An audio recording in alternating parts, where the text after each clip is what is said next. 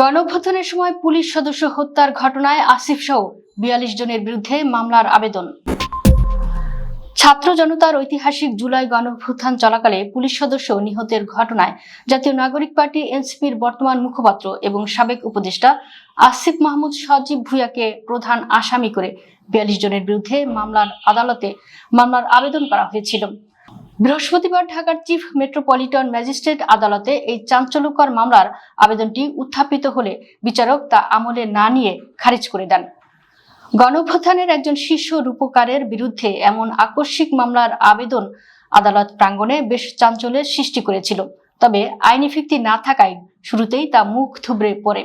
আদালত সূত্র জানায়, বৃহস্পতিবার সকালে ঢাকার সিএমএম আদালতের বিচারক রওনক জাহান তাকির ইজলাসে এই মামলার আবেদনটি দায়ের করেন জালাল হোসেন নামের এক ব্যক্তি। মামলার বাদী জালাল হোসেন মৌলভীবাজার জেলার জুড়ি থানার জাঙ্গিরাই গ্রামের আব্দুল খালেকের ছেলে। আরজিতে তিনি জুলাই আগস্টের উত্তাল দিনগুলোতে সংঘটিত পুলিশ সদস্য নিহতের ঘটনায় দায় বৈষম্য বিরোধী ছাত্র আন্দোলনের অন্যতম শীর্ষ সমন্বয়ক আসিফ মাহমুদ সহ মোট ৪২ জনের উপর চাপানোর চেষ্টা করেন। তবে আদালত বাদীর বক্তব্য শোনেন এবং মামলার নথিপত্র পুঙ্খানুপুঙ্খভাবে পর্যালোচনা করেন। পর্যালোচনায় অভিযোগের কোনো বস্তুনিষ্ঠ প্রমাণ বা শক্ত আইনি ভিত্তি খুঁজে না পাওয়ায় বিচারক মামলাটি আমলে নিতে অস্বীকৃতি জানান এবং আবেদনটি খারিজ করে দেন।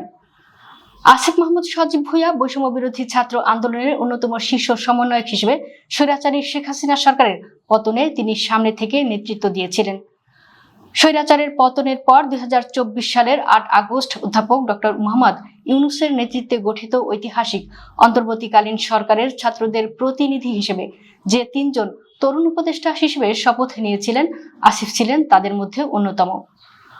অন্তর্বর্তী সরকারের মেয়াদে তিনি প্রথমে শ্রম ও কর্মসংস্থান মন্ত্রণালয় এবং যুব ও ক্রীড়া মন্ত্রণালয়ের মতো গুরুত্বপূর্ণ দায়িত্ব পালন করেন।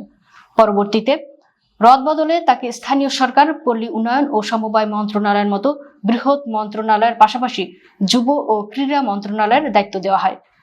অন্তর্বর্তী সরকারের মেয়াদ শেষে বর্তমানে তিনি রাজনৈতিক ময়দানে অত্যন্ত সক্রিয় এবং নবগঠিত জাতীয় নাগরিক পার্টি বা এনসিপির মুখপাত্র হিসেবে দেশ জুড়ে গুরুত্বপূর্ণ ভূমিকা পালন করছেন।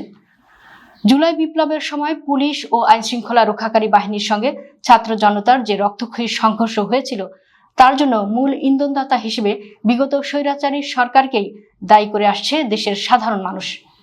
সেই জায়গায় দাঁড়িয়ে খোদ ছাত্র আন্দোলনের এক শীর্ষ নেতার বিরুদ্ধে পুলিশ হত্যার অভিযোগ এনে মামলা করার এই চেষ্টাকে অনেকেই হয়রানিমূলক এবং রাজনৈতিক উদ্দেশ্য প্রণোদিত হিসেবে আখ্যায়িত করেছেন। আইন বিশেষজ্ঞদের মধ্যে সিএমএম আদালতের এই ত্বরিত ও যৌক্তিক খারিজাদেশ প্রমাণ করে যে আইনি ভিত্তি ছাড়া জুলাই বিপ্লবের নেতাদের বিরুদ্ধে হয়রানিমূলক মামলা ঠুকে দেওয়ার কোনো সুযোগ নেই। আদালতের এই আদেশের ফলে আসিফ মাহমুদ সহ ৪২ জন এই অনাকাঙ্ক্ষিত আইনি জটিলতা থেকে দ্রুত মুক্তি পেলেন এবং গণঅভ্যুত্থানের বীরদের বিরুদ্ধে ষড়যন্ত্রমূলক যে কোনো পদক্ষেপের ব্যাপারে একটি কড়া আইনি বার্তাও প্রতিষ্ঠিত হলো।